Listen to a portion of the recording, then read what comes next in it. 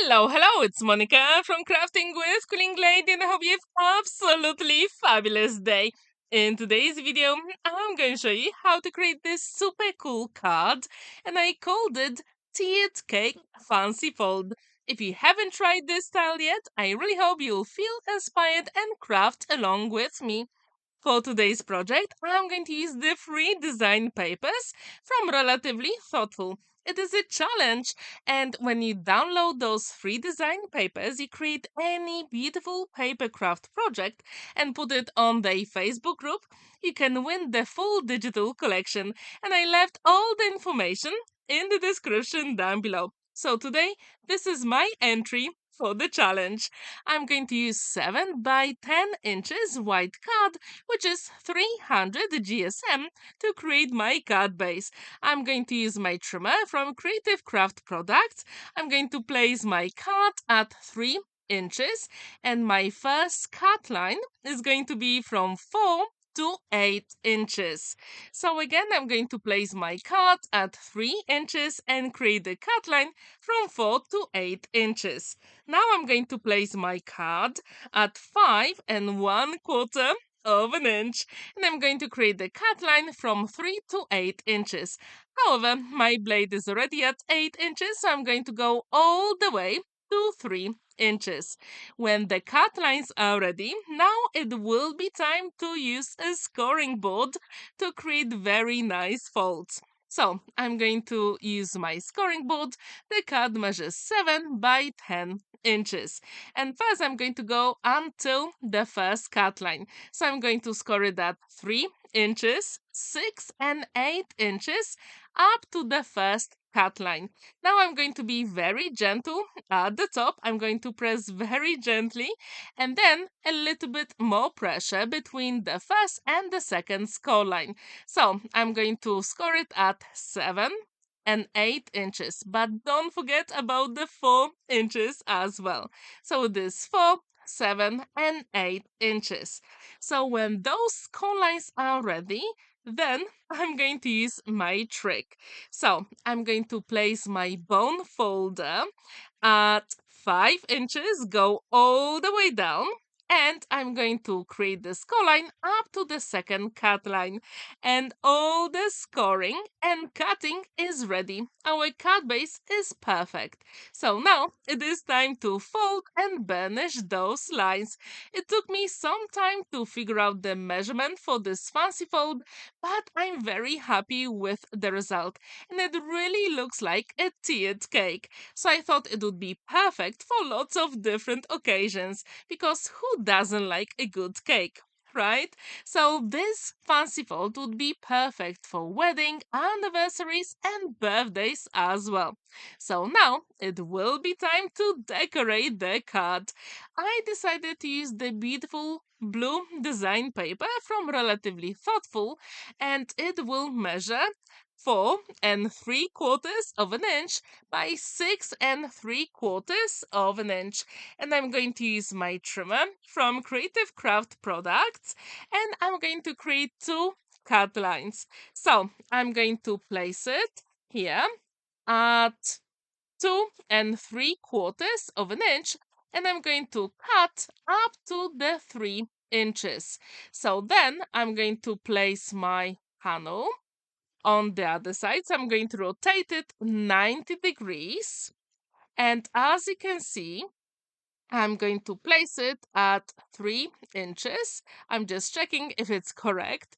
And I'm going to create the cut line up to the line I just created. So in the end, we do have that nearly like L shape, but the opposite L. And with the leftover, I can use it for my future project, or I can create some smaller panels. So now I decided to add some beautiful embellishment. And in this case, I looked at my stash and I decided to use some cotton ribbon.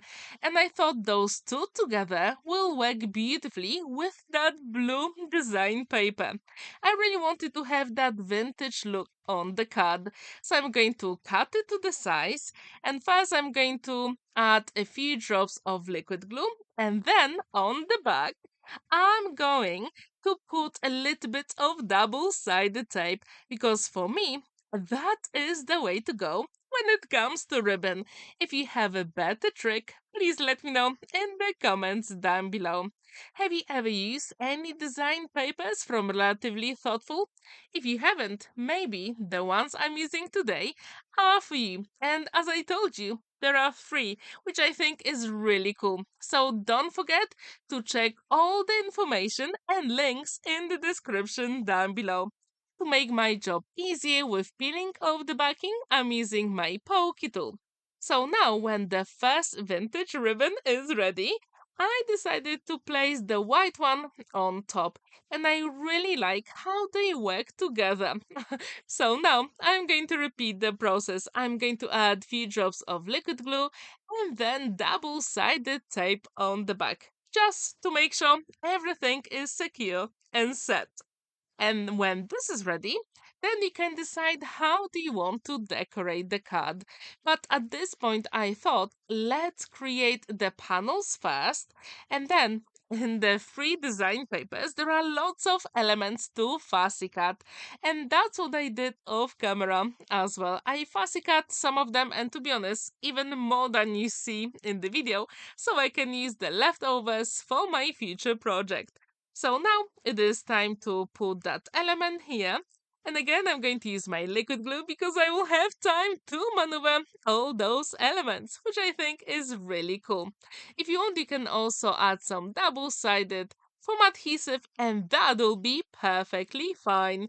Now let's create the panels. So I'm going to start with the middle, and the panels are 2 3/4 by 2 inches, and the smaller panel is 3/4 of an inch by 2 inches. So when they are on the card, then I can create two other panels that will go at the top. And those two panels will measure 2 3/4 by 1.5, and the other panel is 1 3/4 by 1.5 of an inch. So, what do you think about the white border from the craft card here? I think it is really, really cool because we do have that interest, because we do have some white flowers on the blue panel.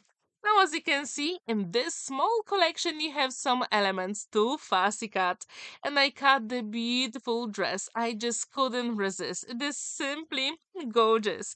And I also cut some flowers as well because they just go well together with that beautiful vintage lace. So I thought all together will just work perfectly fine. If you agree with me, please let me know in the comments down below. At this point, I wasn't very sure where to put the dress. I really wanted the dress to be more to the bottom of a card. However, when I looked at it, I thought, no, let's actually put it a little bit more towards the top. And to be honest, I think that was the right decision. To add even more interest, I'm going to use some double-sided foam adhesive, and I think that works so well on this card. How often do you use double-sided foam adhesive? Do you have your favorite brand? If you do, please let me know in the comments down below. As you can see, I always add few drops of liquid glue, then double-sided foam adhesive, peel off the backing, and then liquid glue again for extra strength. And if you'd like to get those free design papers from Relatively Thoughtful, don't forget to check all the links in the description down below. And at this point, I thought, let's add some pearls because they will work with that vintage style. So I'm going to add them at the very bottom of the card, but also three at the top. And when this is ready, all we have to do at the moment is to add a sentiment. And I created one in Polish, which says on your birthday. So when this card is ready, I can give it to any of my family members or actually friends in Poland. And I think this is so cool. And what's really good about this card, it will actually go flat in 5 by 7 inches envelope, which I think is really cool. And not only it stands proudly on the flat surface, but there is plenty of space to write your message inside. And I really like it. And if you like it as well, I really hope you'll feel inspired and create your own tiered cake fancy fold.